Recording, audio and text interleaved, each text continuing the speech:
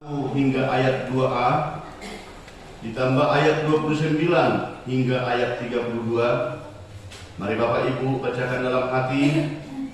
Kami akan membacakan dari depan. Sisa Israel.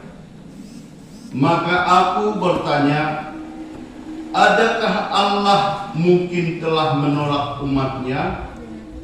Sekali-kali tidak. Karena aku sendiri pun orang Israel, dari keturunan Abraham, dari suku Benjamin. Allah tidak menolak umatnya yang dipilihnya, sebab Allah tidak menyesali kasih karunia dan panggilannya. Sebab sama seperti kamu dahulu tidak taat kepada Allah, tetapi sekarang beroleh kemurahan oleh ketidaktaatan mereka, demikian juga mereka sekarang tidak taat, supaya oleh kemurahan yang telah kamu peroleh, mereka juga akan beroleh kemurahan. Sebab Allah telah mengurung semua orang dalam ketidaktaatan, supaya Ia dapat menunjukkan kemurahannya atas mereka semua. Demikian firman Tuhan.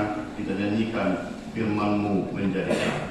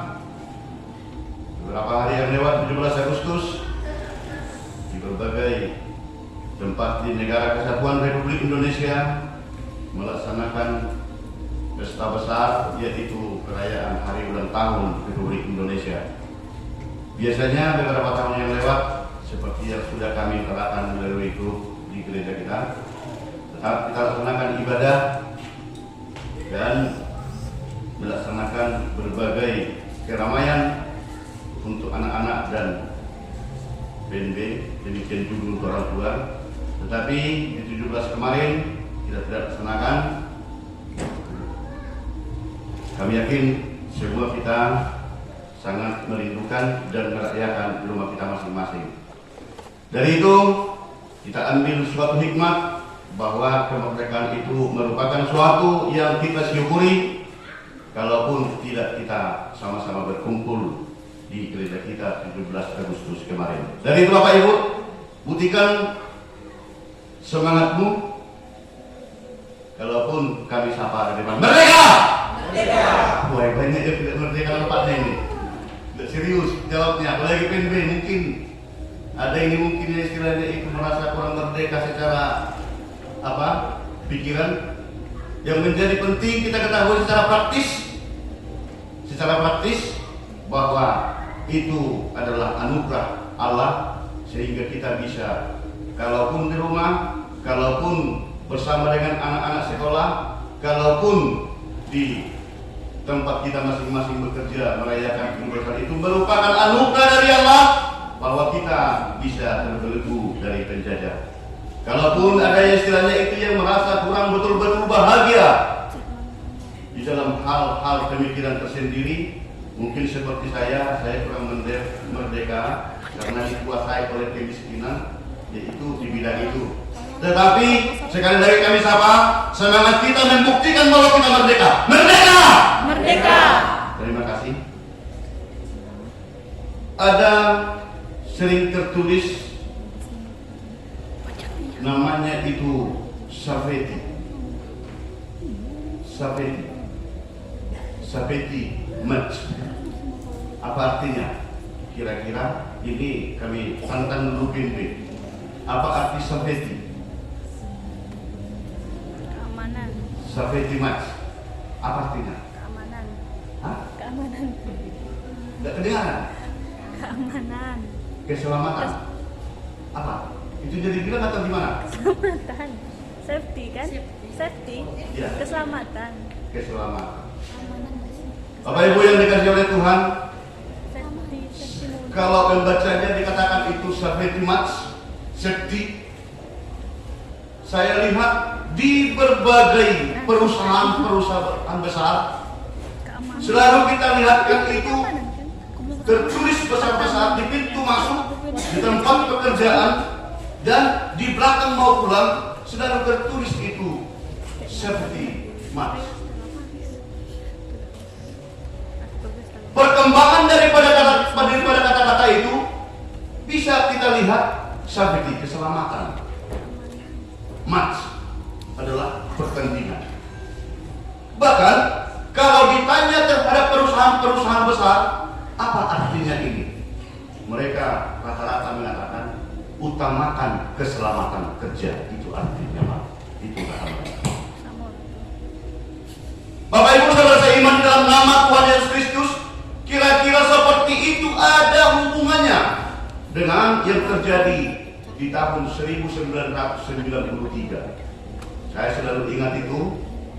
Saya tetap ingat di suatu perusahaan besar kami bekerja untuk merangkai aliran listrik di perusahaan yang begitu besar ini. Ini tahun 1993. Perusahaan ini ada yang lokasinya sampai 5 sampai 7 lantai, memasang listrik lah, aliran listrik lah kami di seluruh ruangan atau bangunan di perusahaan yang besar tadi. Perusahaan itu adalah perusahaan alkohol, perusahaan yang begitu besar di negara kita. Ternyata pimpinan perusahaan sudah menyiapkan safety, termasuk itu harus memakai helm dan memakai sepatu yang agak tebal, anti atau yang istilahnya itu yang dikatakan safety untuk sepatu supaya jangan bisa termakan listrik. Dan kalau memanjat selalu diwajibkan itu membawa tali. Kalau kita lihat tukang pelen, kalau mereka itu manjat selalu diikuti, diikat, naik lagi, diikat lagi. Suatu ketika Bapak Ibu, pekerjaan kami ini adalah memperbaiki tower yang ada di perusahaan itu, sehingga kami berangkat dari camp. Biasanya 7:30 sudah standby di lokasi setelah selesai meeting. Karena saya di saat itu fungsi saya adalah seorang helper ataupun bisa dikatakan connect. Jadi saya tidak ikut naik ke atas, hanya memberikan perlengkapan yang mau dipasang di atas. Ada sekitar panjangnya Bapak Ibu sekitar 12 meter ke atas. Tower yang dipanjangin tadi memasang aliran di tower yang di atas itu tadi supaya bisa didistribusikan ke seluruh perusahaan yang begitu besar ini tadi. Apa yang terjadi? Ada teman saya yang ahlinya dan ada kami satu grup di saat itu 6 orang. Jadi saya termasuk helper atau connect di bawah. Sebenarnya mereka yang naik ke atas adalah berganti-gantian, ada 2 orang. Begitu naik, saya memang sudah bilang dan sudah saya sampaikan, itu tolong diikatlah. Helm yang dipakai ini diwajibkan, itu memang harus diikat ke bawah. Nah kan kalau saya ini memang orangnya ada apa-apa, aman baiklah. Nah terus yang kedua, dibawa kok memang ikatannya ini, dibawa kok ikatan itu tadi seperti yang dipakai oleh kalian. Kalau bekerja dia harus menyambung rangkaian daripada aliran listrik itu tadi, supaya disambungkan ke tower yang sudah berdiri tadi. Dibawa ke atas tapi tidak dipakai. Dan yang kedua, helm yang dipakai ini pun tidak diikatkan, cuma dipakai seperti ini. Apa yang terjadi? Bapak Ibu, tanpa disadari, tanpa diharapkan, ternyata sesudah 1,5 jam bekerja di atas, kelengkapan sudah kami kontrol dari bawah untuk dipasang di atas. Serombongan burung laut terbang karena proyek ini tidak jauh dari lautan bebas. Terbang serombongan burung dan ada yang sampai kena ke kepalanya karena ini sudah tergolong tinggi, 12 meter ke atas. 12 meter. Mungkin beliau ini, teman saya ini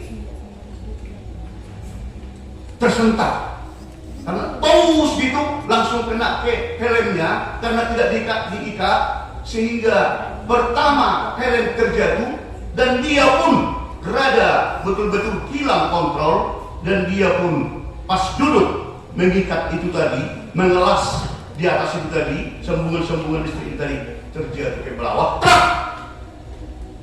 dan di bawah pun banyak besi-besi. Apa yang terjadi Bapak Ibu? Di saat itu kami betul-betul sangat galau, sangat stres melihat karena tangan daripada teman ini patah di mata dan kakinya pun patah, serta sesudah sampai di rumah sakit dilaksanakan ronsen, dia bisa dikatakan geger otak. Dari situasi yang terjadi, kisah yang terjadi tahun 1993, kami pun ada menjadi bentuk permasalahan. Bentuk permasalahan karena sebahagian menyalahkan kami. Kenapa tidak kamu bilang supaya safety-nya tetap dipakai? Kenapa tidak kamu bilang dari bawah supaya helmnya diikat? Kondisi itu memang ada kisah kejadian tahun 1993. Bapak Ibu yang dikasihi Tuhan, bahwa di situ artinya di dalam setiap pekerjaan, di dalam setiap hal yang kita laksanakan, penting itu keselamatan. Penting itu keselamatan. Mengapa dia celaka? Karena serombongan burung laut yang terbang, andaikan beliau mengikatkan helmnya tadi paling-paling ditumbur, kalaupun dia tersongok atau terkejut, dia tidak langsung jatuh ke bawah karena diikat tadinya itu badannya ke besi tempat dia bekerja di 12 meter di atas.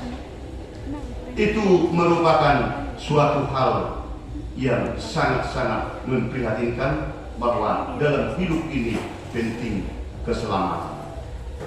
Maka sering dikatakan itu keselamatan itu identik dengan kebahagiaan. Maka sering kita dengarkan itu kalau di zaman-zaman sekarang, di zaman digital, OTW ke Siantar, OTW ke Muara Bungo, OTW ke Banyulincir, kira-kira seperti itu. Banyak. Langsung ada yang membaca selamat sampai di tujuan, ya Bu. selamat sampai di tujuan apa?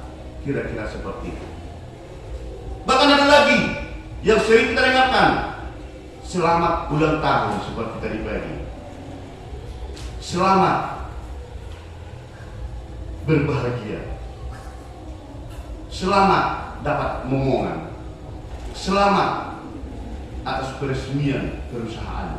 Banyak kata-kata selamat yang terjadi di saat dulu dan di zaman sekarang. Mengapa itu kami bicarakan atau kami ceritakan Bapak Ibu? Terkait bahwa tema ibadah kita saat ini adalah bangsa-bangsa bersyukur atas kemurahan Allah, atau saluhut bangsa maka mulatehon asi liroha nidebara. Apa hubungannya? Dan mengapa jadi itu menjadi suatu cerita atau ilustrasi dengan bahasa atau kata-kata selamat?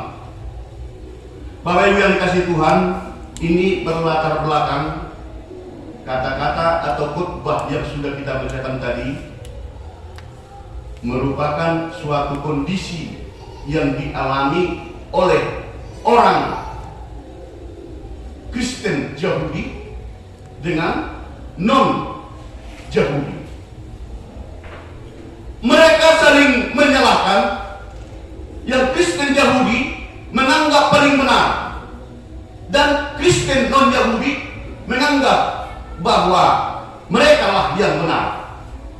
Bagaimana tak mereka saling itu mengatakan kamilah yang benar?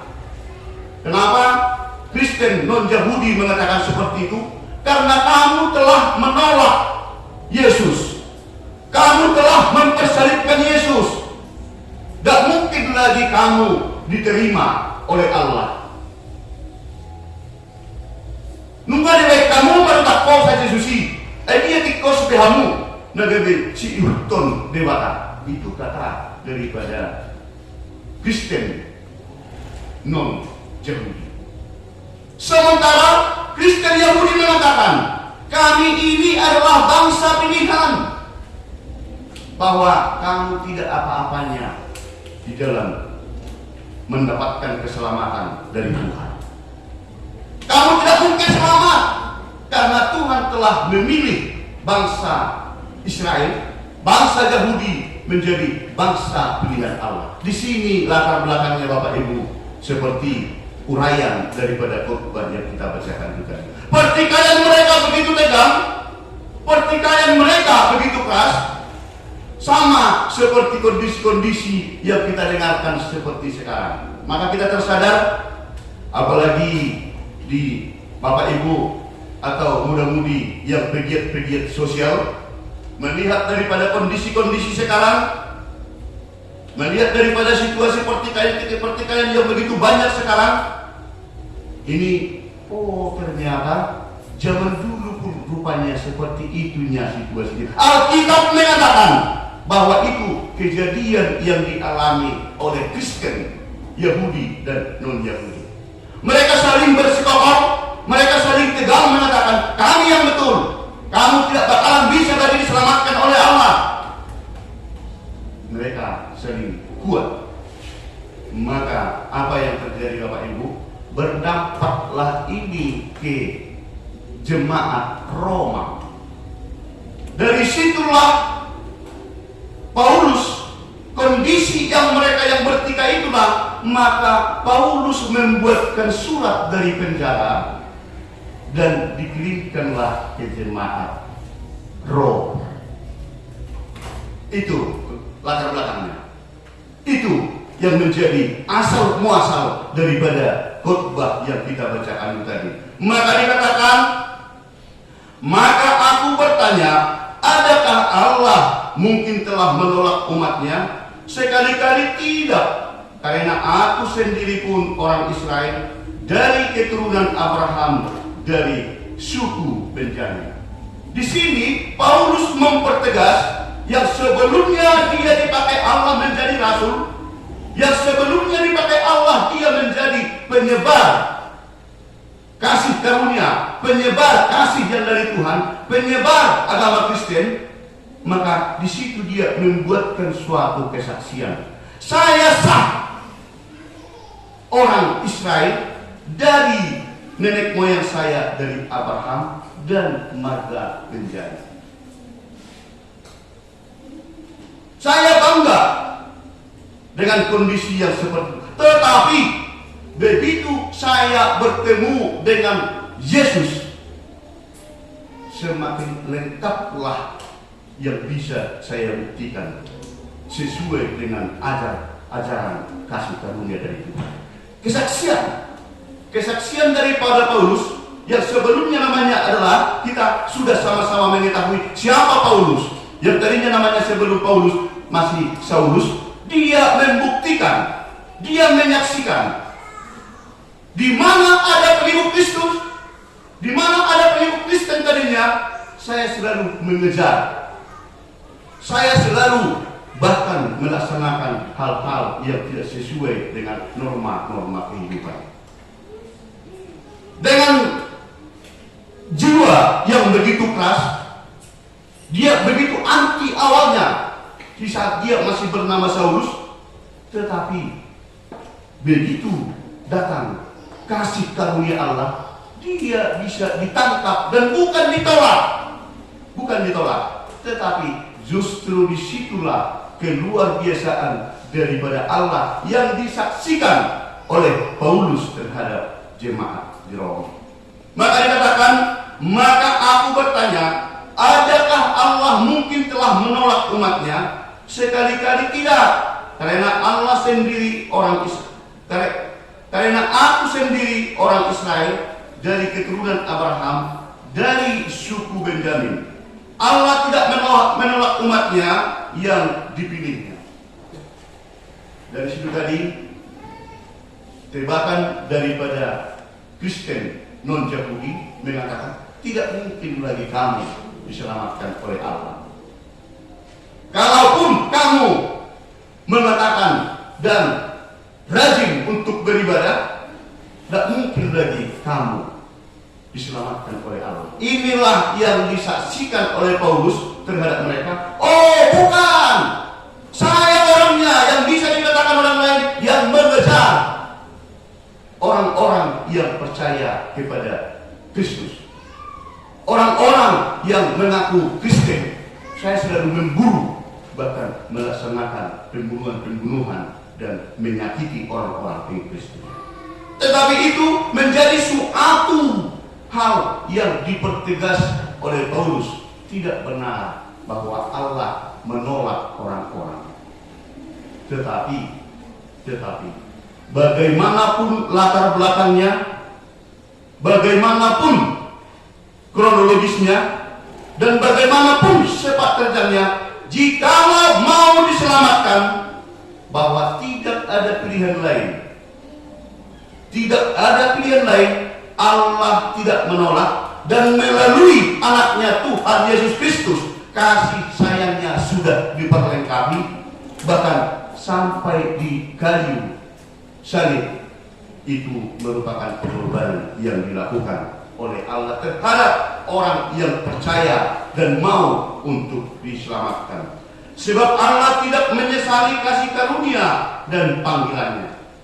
Artinya, analisa sebahagian jemaat yang non-Yahudi, tidak mungkin kalaupun kamu bangsa pilihan, tetapi karena kamu sudah mencederai,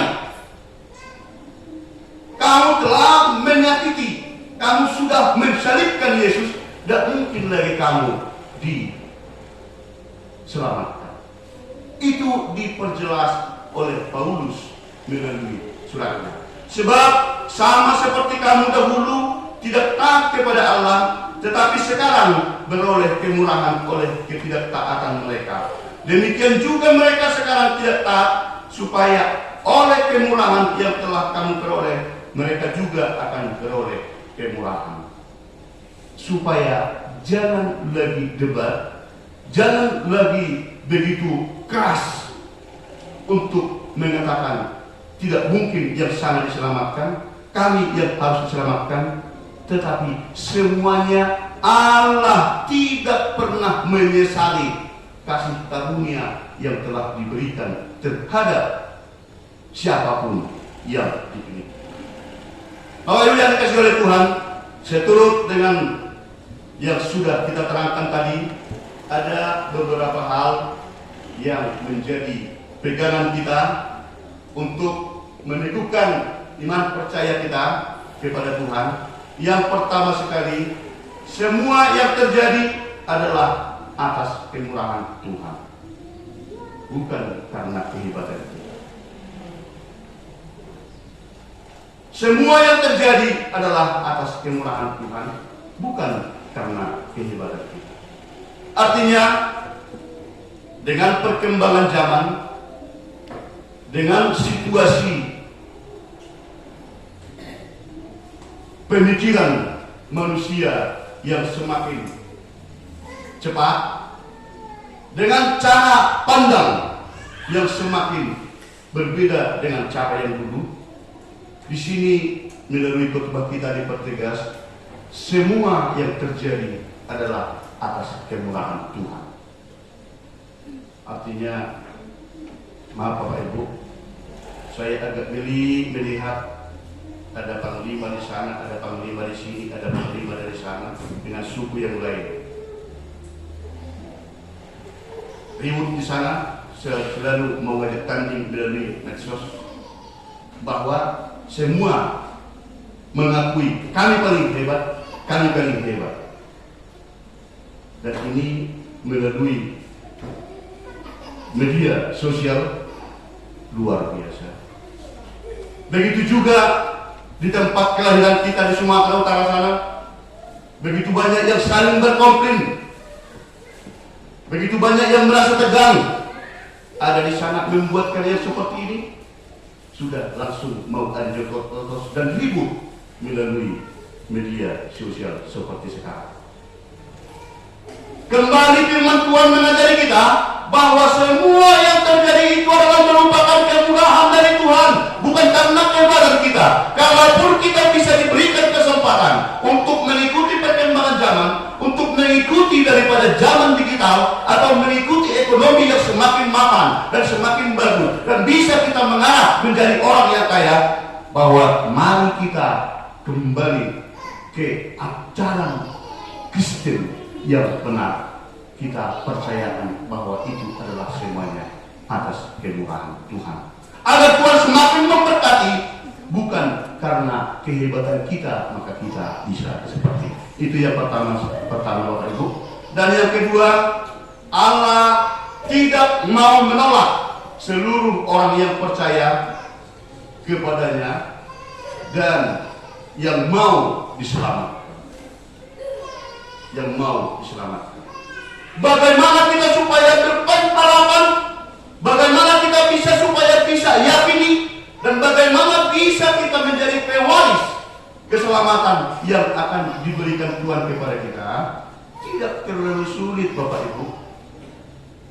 Kalau sudah terlanjur ada kehilapan, tindakan-tindakan perlakuan kita di saat-saat yang lewat, maka saat ini kita diajak, mari kita tinggalkan perbuatan-perbuatan yang tidak sesuai dengan kebenaran, dan kita yakinlah bahwa benar-benar Allah tetap memberikan kasih karunia kepada kita, dan kita tidak pernah ditolak.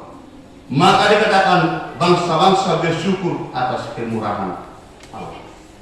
Jadi kalau pikiran kita, oh iya juga ya, tidak mungkin diselamatkan mereka. Contoh, andaikan saya orang Yahudi, tadinya saya ikut menolak Yesus, dan saya ikut menyelipkan Yesus, bahkan mungkin saya ikut membuatkan lelucon-lelucon. Kalau pikiran saya berkata, tidak mungkinlah saya juga diselamatkan. Itu mungkin pikiran saya. Tetapi khotbah ini mengatakan bahwa Allah tetap merangkul, Allah tetap memegang, dan Allah tetap menyelamatkan orang yang percaya kepada Allah melalui anaknya Tuhan Yesus Kristus yang sudah dikorbankan untuk menyelamatkan kita dan melaksanakan perintah yang sudah diajarkan kepada kita. Yang ketiga, mari melalui khotbah ini kita diajak dan kita dipertegas, karena segala sesuatunya itu adalah kemurahan Tuhan, semuanya itu adalah anugerah dari Tuhan, dan Allah tidak membiarkan kita bagaimanapun kemelut dan pergumulan kita. Tuhan akan tetap menyelamatkan kita asal kita setia, loyal untuk mengikuti perintah dan yang sudah di Tuhan kehendaki. Maka tetaplah kita ingat bersyukur, bersyukur, bersyukur. Itu yang sangat tegas. Seperti halnya yang keempat yang dikatakan di Yesaya 30 ayat 15, sebab beginilah firman Tuhan Allah yang Maha Kudus, Allah Israel, dengan bertobat dan tinggal diam, kamu akan diselamatkan dalam tinggal tenang, dengan percaya terletak kekuatanmu, tetapi kamu enggan. Bapak Ibu yang dikasihi oleh Tuhan,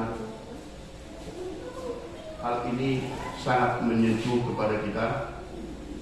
Kalau kita sudah meninggalkan tingkah cara hidup yang tidak sesuai dengan kehendak Allah, dan kita sudah berserah kepada Tuhan Yesus yang kita percayai, bahwa kita tetap setia mengikuti apa yang dikehendaki oleh Tuhan, apakah hidup kita tetap sehat-sehat?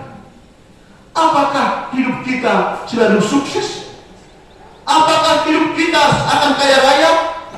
Apakah hidup kita tidak ada problem atau tidak ada gangguan? Allah tidak pernah berkata langit selalu biru, tetapi Allah mengatakan akan memberikan kekuatan kepada siapa yang mau diselamatkan dan yang percaya kepada Tuhan Yesus. Tuhan Yesus semakin memberkati. Kita nyanyikan firman-Nya berkata.